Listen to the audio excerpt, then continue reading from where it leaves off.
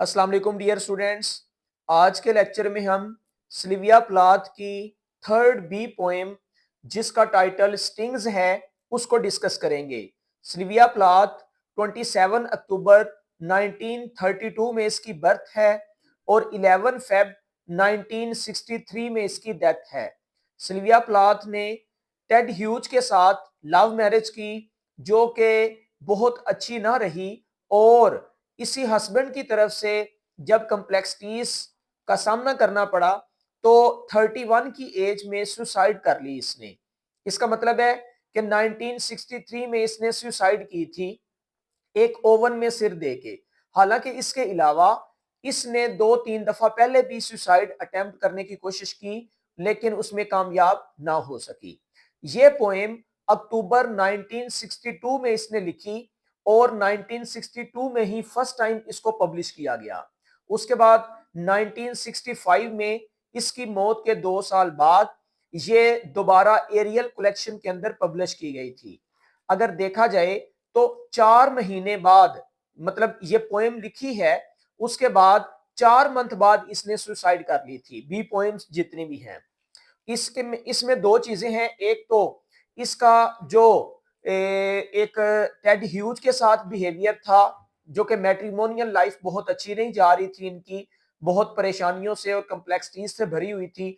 एक तो सुसाइड के पीछे ये हाथ था, दूसरा इसके फादर ओटो प्लाथ के कम्प्लेक्स इमोशंस भी इस पोएम के अंदर देखने को मिलेंगे। उसकी वजह यह है कि उनके फादर और उनके फादर के एक दोस्त बी का कारोबार करते थे। ये बीस के ताजर थे, शहद की मक्खियों की तजारत किया करते थे। तो ये पोएम फ्री वर्स के अंदर लिखी गई है। इस पोएम के अंदर 12 क्विंटन्स हैं। क्विंटन कहते हैं 5 लाइंस के स्टैंजा को। तो ओवरऑल अगर इस पोएम की स्ट्रेंथ देखी जाए तो 60 लाइंस बनती है। इस पोएम के अंदर मुख्तलिफ टेक्निक्स यूज की गई हैं। For example alliteration, consonance, assonance, synecdoche, caesura, metaphor, personification, repetition, enjambment, simile और भी डिफरेंट जो टेक्निक्स हैं उनको यूज किया गया है। और जैक्सटापोजिशन जैसे एलिमेंट्स इसके अंदर हमें देखने को मिलेंगे क्योंकि मुख्तलिफ किस्म के आइडियाज साइड बाय साइड चलते हैं। एक आइडियाज तो सिल्विया प्लाथ की पर्सनल लाइफ के हैं जो कि मैंने आपको मैट्रिमोनियल लाइफ के बारे में बताया कि इतनी शानदार नहीं रही, अगरचे इसकी लव मैरिज थी क्योंकि टेड ह्यूज दूसरी औरतों में इंटरेस्टेड थे जिस वजह से बेवफाई करने से सिल्विया प्लाथ जो है वो परेशान कुन हालात से गुजरती हैं, इवन के अपने हस्बैंड की तरफ से हार्ड रियलिटीज का भी सामना करती हैं। उसके बाद एक स्टिंग्स के मैसेज को देखेंगे और बीस के मैसेज के साथ साथ इसकी पर्सनल लाइफ भी और इसकी लाइफ की कम्प्लेक्सिटीज भी इस पोएम के अंदर हमें देखने को मिलेंगी। और जब हम इसके टेक्स्ट को देखेंगे तो फिर हमें पता चलेगा कि एक क्वीन बी का क्या रोल है और इस क्वीन बी को एक वीमेन के साथ भी कंपेयर किया जाएगा जो कि सिल्विया प्लाथ की पर्सनल लाइफ या शी हर सेल्फ वो खुद बजाते खुद है। चलते हैं अपनी पोएम की टेक्स्ट की तरफ। टेक्स्ट के बाद इसके अंदर यूज होने वाली लिटरेरी डिवाइसेस की तरफ आएंगे। तो लाइन नंबर 1 है, bare handed I hand the combs. Combs कहते हैं छतों को। खाली हाथ मैंने मक्खियों के छतों को हाथ लगाया। अच्छा, ये जो फर्स्ट वर्ड है जिसको बेयर हैंडेड का वर्ड यूज किया गया है ये असल में इनसिक्योरिटी शो की गई है क्योंकि वो इनसिक्योर फील कर रही है। ऐसे कह लें कि बरहना हाथ या बिल्कुल नंगे हाथ वो मक्खियों के छत्ते को हाथ लगा रही है। नेक्स्ट है, the man in white smiles bare handed.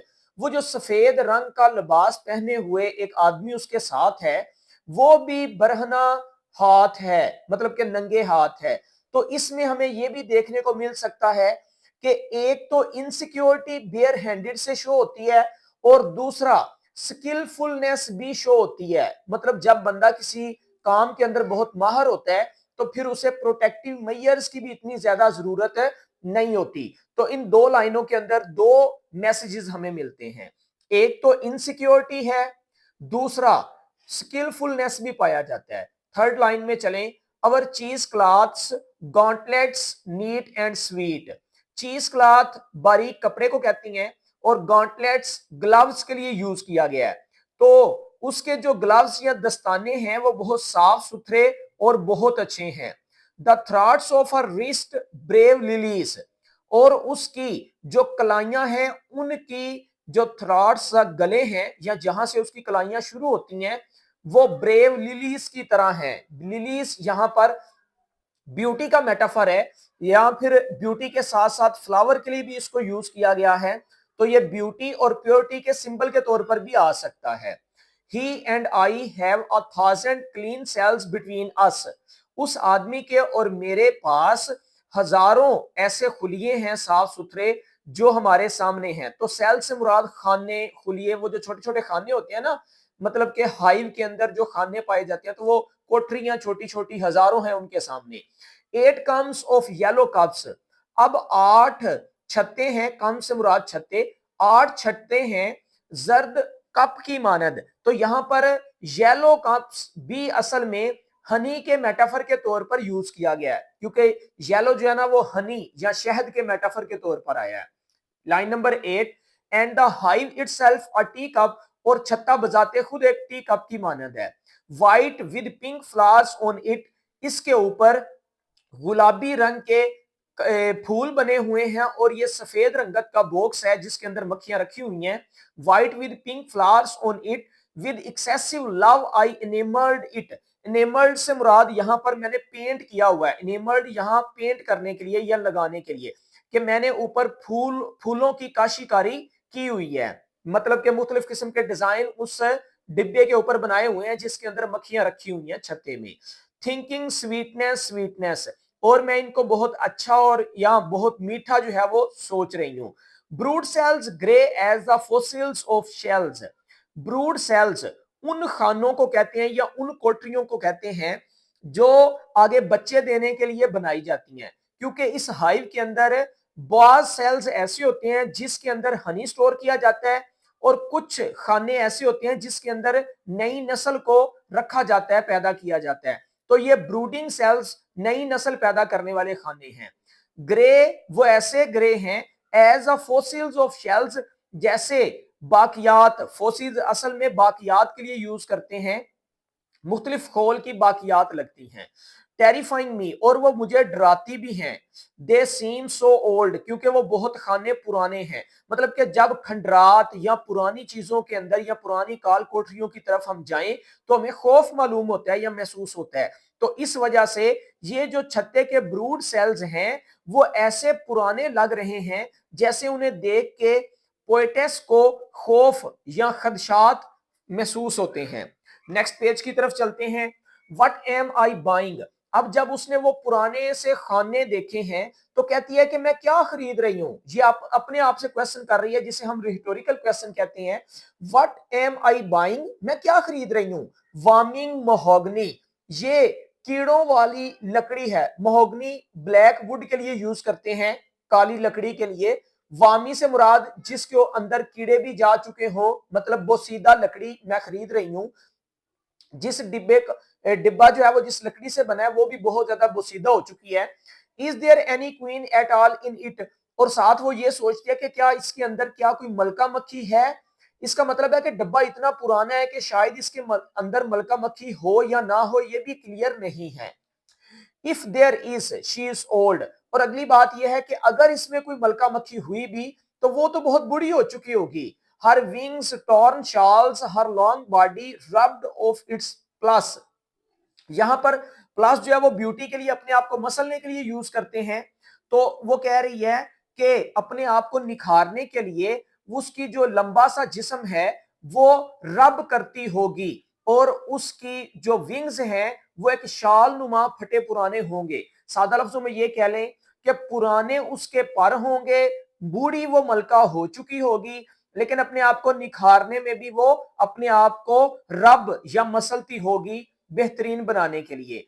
Poor and bare and unqueenly and even shameful, और साथ उस मलका की खस्ता हाली को बयान करते हुए कहा है कि वो बहुत खस्ता हाल, बहुत बरहना सी, और ऐसे जैसे अनक्वीनली होगी, मतलब क्वीनली जैसे मलका होती है, और अनक्वीनली से मुराद जैसे वो अब मलका दिखती ही नहीं होगी या मलका नहीं लगती होगी, एंड इवन शेमफुल, और यहां तक कि वो शर्मनाक हालत में होगी बुढ़ापे की वजह से। I stand in a column of wind, मैं एक सुतून नुमा दिखाई खड़ी हूं, या अपने आप को सुतून की मानद खड़ा रखे हुए हूं। अनमिरिकलस वीमेन, गैर मोजजाती औरत की मानद, मतलब कि जो गैर मामूली सलाहियतें ना रखने वाली औरत हो, मैं इस जैसी औरत हूं। हालांकि वो बहुत ज्यादा गैर मामूली सलाहियतें रखने वाली है, लेकिन अपने आप को अंडर एस्टिमेट कर रही है। हनी ड्रगर्स, ये जो बहुत ज्यादा टीडियस वर्कर्स होते हैं उसे ड्रगर्स के लिए यूज करते हैं। तो हनी बनाने वाले, आई एम नो ड्रज, मैं कोई अदना काम करने वाली नहीं हूं। Though for years I have eaten dust, कई सालों तक मैंने धूल चाटी है या खाई है। And dried plates with my dense hair, और अपने घने बालों के साथ मैंने प्लेटें साफ की हैं। असल में ये दोनों रेफरेंसेस यूज किए गए हैं। एक तो ईटन डस्ट, ये स्नेक के रेफरेंस के तौर पर आया है, एलियन के तौर पर, और दूसरा डेंस हेयर, ये मैरी मैगडलन के जो है ना वो एलियन के तौर पर आया है। अब मैरी मैगडलन में नेक्स्ट जब एलियन की बात करूंगा तो वो मैं अभी आपको क्लियर करता हूं, पहले इसकी टेक्स्ट क्लियर कर लें या डिस्कस कर लेते हैं।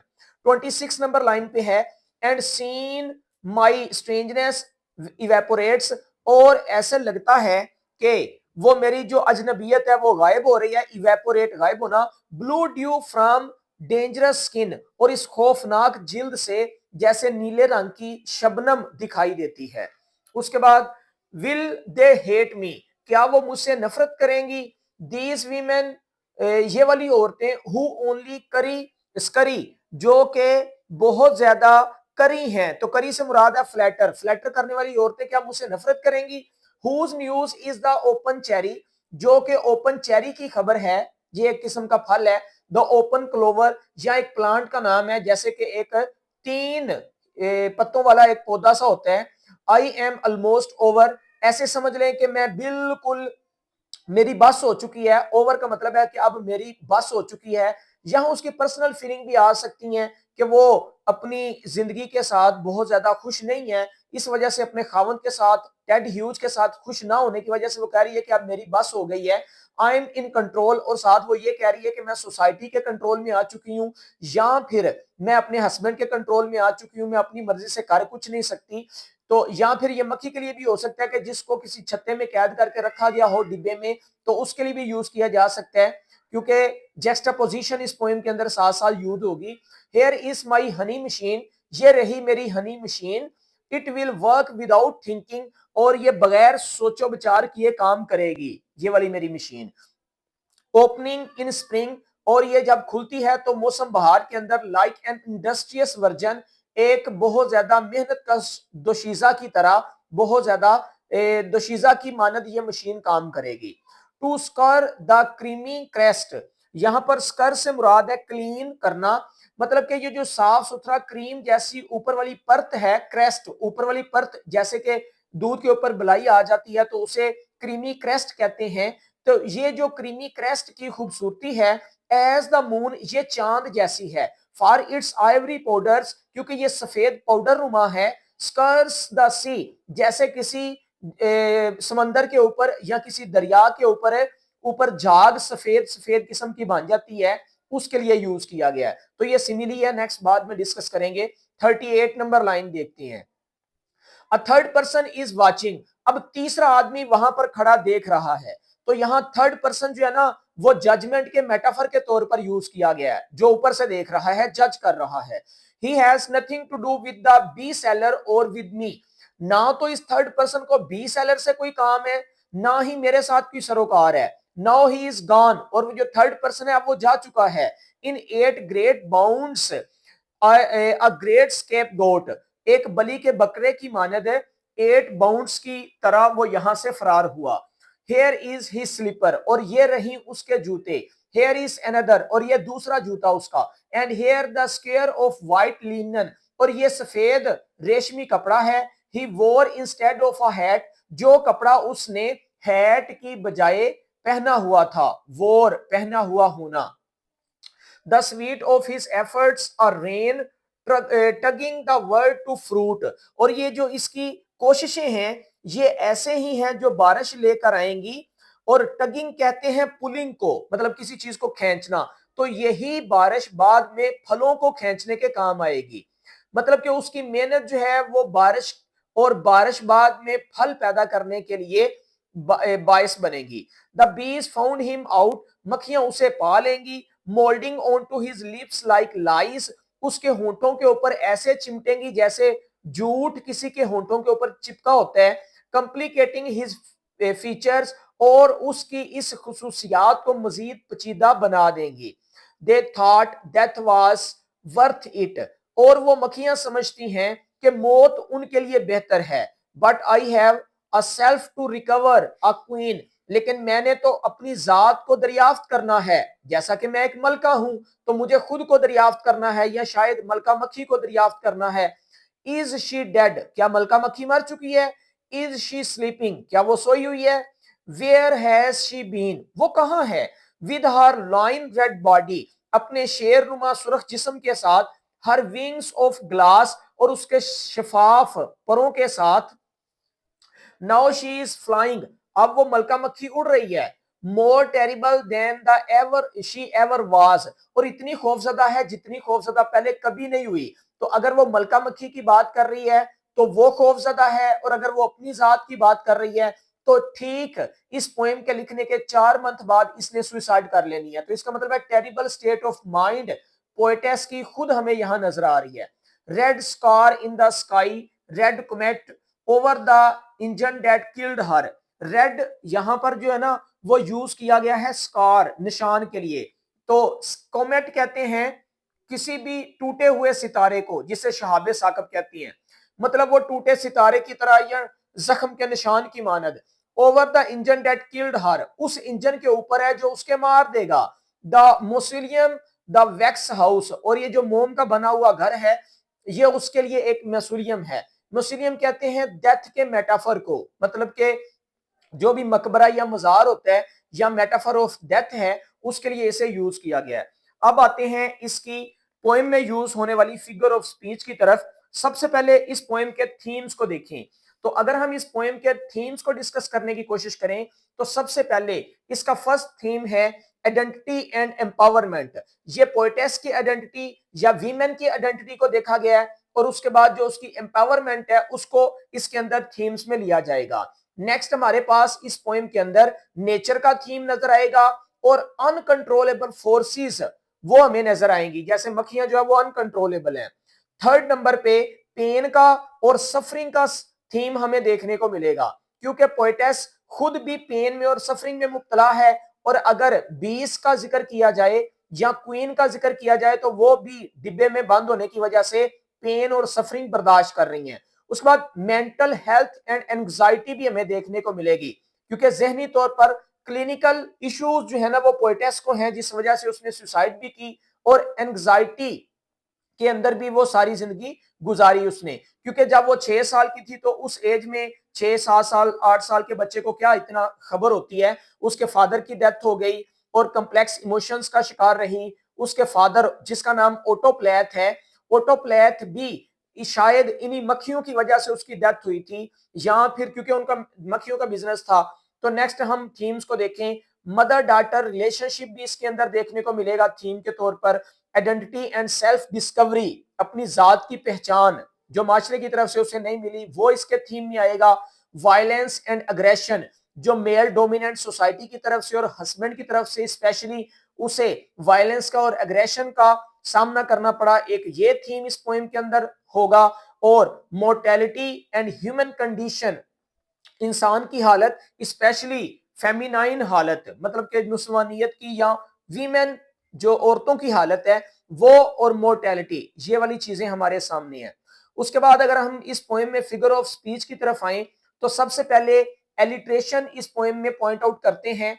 एलिट्रेशन कहते हैं repetition of consonant letters in the same line in the beginning of the word.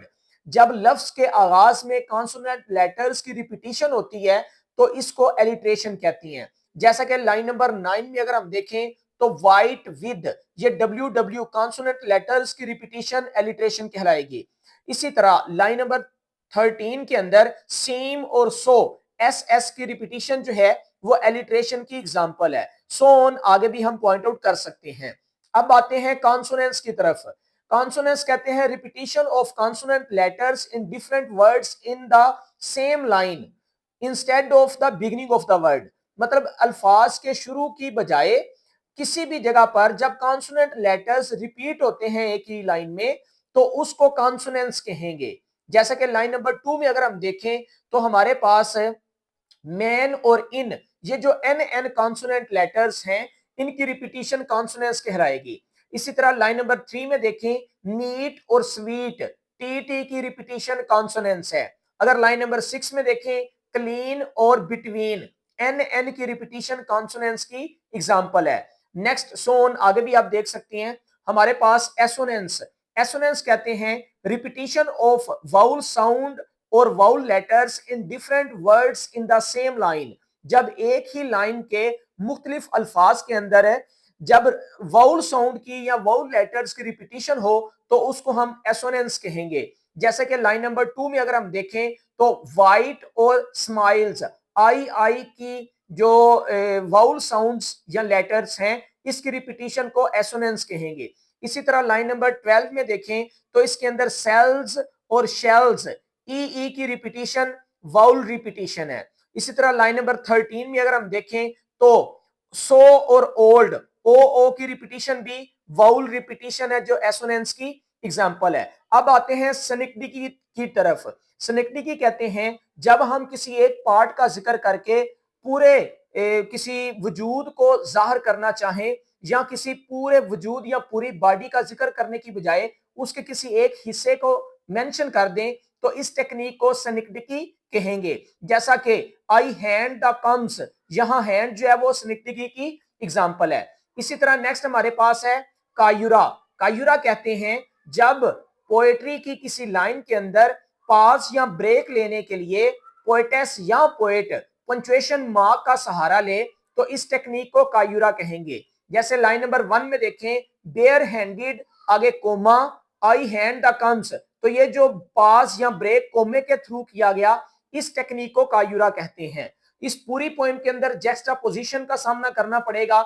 जैसे कि टू एलिमेंट्स, एक एलिमेंट है 20 का मैसेज, दूसरा एलिमेंट या आइडिया है पोएटेस की पर्सनल लाइफ और एंग्विश, मेंटल स्टेट। तो दोनों आइडियाज को साइड बाय साइड पोएटेस लेके चली हैं। अब हमारे पास मेटाफर कहते हैं जब किसी चीज की क्वालिटी की बुनियाद पर उसको कोई दूसरी चीज डिक्लेयर कर दिया जाए तो इस टेक्निक को मेटाफर कहते हैं। जैसे येलो जो है वो हनी के मेटाफर के तौर पर यूज हुआ है। इसके बाद स्वीटनेस, स्वीटनेस रिपीटिशन कहलाएगा। एंजॉयमेंट किसे कहते हैं? एंजॉयमेंट ये होता है कि जब हम पोइट्री की कोई लाइन पढ़ें लेकिन उसकी प्रॉपर अंडरस्टैंडिंग डेवलप ना हो, उस लाइन को समझने के लिए नेक्स्ट लाइन का भी सहारा लेना पड़े तो इस टेक्निक को एंजॉयमेंट कहते हैं, जिसे रन ऑन लाइन भी बोला जाता है। और इसके बरअक्स जब हम किसी लाइन को पढ़ें और उसकी प्रॉपर अंडरस्टैंडिंग डेवलप हो जाए तो इस टेक्निक को एंड स्टॉप लाइन कहेंगे। अब लाइन नंबर 12 देखें तो फॉसिल्स ऑफ शेल्स क्या हैं? टेरिफाई मी, वो मुझे डरा रहे हैं। तो लाइन नंबर 12 पढ़ने से अंडरस्टैंडिंग डेवलप नहीं हुई, लाइन नंबर 13 पढ़नी पड़ी। इस टेक्निक को एंजॉयमेंट कहा। उसके बाद हमारे पास है सिमिली। सिमिली कहते हैं जब हम किसी क्वालिटी की बुनियाद पर किसी दूसरी चीज से कंपेयर करें तो उसको सिमिली कहेंगे। जैसे कि लाइन नंबर 12 देखें brood cells grey as the fossils of shells, ये जो बच्चों वाले खाने हैं ये इस तरह ग्रे लग रहे हैं जैसे बाकियात होती हैं मुख्तलिफ शेल्स की। तो यहां पर सेल्स को कंपेयर किया गया है फॉसिल्स या बाकियात के साथ, तो ये एस के साथ किया गया है, तो दो मुख्तलिफ चीजों का कंपैरिजन यहां पर सिमिली कहलाएगा। नेक्स्ट अगले पेज के अंदर देखें तो जब किसी क्वेश्चन का आंसर पोएट को या पोएटेस को खुद भी मालूम हो लेकिन वो रीडर के ऊपर छोड़ दे तो इसको रिटोरिकल क्वेश्चन कहते हैं। जैसे लाइन नंबर 14 और 15 में देखें तो दोनों को एक क्वेश्चन मार्क के जरिए लिया गया है। अब ये जो दो रेफरेंसेस मैंने बताए थे बाद में बताएंगे या डिस्कस करूंगा, तो यहां पर एक तो रेफरेंस ये है कि यहां हमारे पास ईटन डस्ट, ये सरपेंट जिसे हम स्नेक कहते हैं, सरपेंट के मेटाफर के तौर पर इसको लिया गया है क्योंकि ये सांप का मेटाफर है। Though for years I have eaten dust, मैंने कई सालों तक धूल खाई है या मट्टी चाटी है। तो ये सरपेंट के एलियन के तौर पर, एलियन कहते हैं रेफरेंस या हवाले को, तो सरपेंट के एलियन के तौर पर यूज किया गया है। दूसरे नंबर पर and dried plates with my dense hair, अपने घने बालों के साथ मैंने वो प्लेटें खुश्क की हैं। तो ये दोनों चीजें बहुत ज्यादा मेहनत मुशक्कत करने की तरफ इशारा देती हैं। और नीचे वाली लाइन में मैरी मैगडालिन का एलियन पाया जाता है या रेफरेंस पाया जाता है। मैरी मैगडालिन असल में क्राइस्ट के पैरों को अपने बालों के साथ धोती रही हैं और साफ करती रही हैं। तो ये क्रिश्चियनिटी के अंदर एक बहुत बड़ा एलियन पाया जाता है। तो ये दोनों जो है वो रेफरेंसेस है जो एलियंस कहलाएंगे। लाइन नंबर 24 और line number 25। Next page number 3 में अगर हम देखें तो यहां हनी मशीन जो है उसको थिंकिंग का नाम दिया गया है। तो यहां हनी मशीन थिंकिंग जब करती है तो थिंकिंग करना ह्यूमन ट्रेट है। पर्सोनिफिकेशन ये होता है कि जब हम कोई ह्यूमन क्वालिटी जो है या ह्यूमन ट्रेट किसी नॉन लिविंग थिंग को प्रोवाइड करें तो इस टेक्निक को पर्सोनिफिकेशन कहेंगे। तो थिंकिंग यहां पर्सोनिफाई कर रहा है। उसके अलावा 35 नंबर लाइन में अगेन सिमिली का यूज किया गया है, जैसे opening in spring like an industrious version, मतलब कि हनी मशीन को का कंपैरिजन इंडस्ट्रियस वर्जन के साथ किया गया है। तो ये कंपैरिजन लाइक के साथ है, ये भी सिमिली है। नीचे लाइन नंबर 37 में भी अगर हम देखें तो क्रीमी क्रेस्ट का कंपैरिजन मून के साथ किया गया है। क्रीमी क्रेस्ट को कंपेयर किया गया है मून के साथ। तो यहां पर भी लाइन नंबर 37 में हमें सिमिली देखने को मिलेगी। उसके बाद नेक्स्ट हमारे पास है लाइन नंबर 44 और 45 में एनाफोरा यूज किया गया। एनाफोरा कहते हैं बिगिनिंग ऑफ टू और more than two lines with the same word is called anaphora. जब दो या दो से ज्यादा लाइंस को एक ही लफ्ज के साथ शुरू किया जाए तो इस टेक्निक को एनाफोरा बोलते हैं। जैसे कि लाइन नंबर 44 में देखें ही के साथ शुरू हो रही है और लाइन नंबर 44 की बजाय 45 भी ही के साथ स्टार्ट हो रही है। तो ये जो है वो एनाफोरा की एग्जांपल आपके सामने है। उसके बाद नेक्स्ट लास्ट पेज है हमारे पास, मेसिलियम डेथ के मेटाफर के तौर पर लिया गया है। अब हम लास्ट पे इसके कुछ सिंबल्स स्टिंग्स के देखते हैं। बीस फेमिनिटी का सिंबल है और अनकंट्रोलेबल फोर्सेस का सिंबल है। हाइव इनर वर्ल्ड का और इमोशंस का सिंबल है।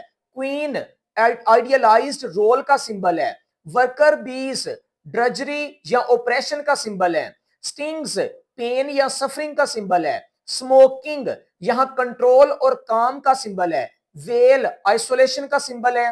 व्हाइट प्योरिटी और इनोसेंस के सिंबल के तौर पर आएगा। ब्लैक डार्क और फियर के सिंबल के तौर पर लिया जाएगा। उसके अलावा कुछ इमेजेस इस पोएम में यूज हुए हैं, जैसा कि bare handed, combs, chess cloth, wrist, lilies, sails, cups, flowers, sea, shells, mahogany, wings, shawls, plates, hair, cherry, clover, moon वगैरह। तो ये सारी चीजें इसके इमेजेस में आएंगी। Thank you for watching this video. मिलते हैं नेक्स्ट वीडियो में, तब तक के लिए अल्लाह हाफिज।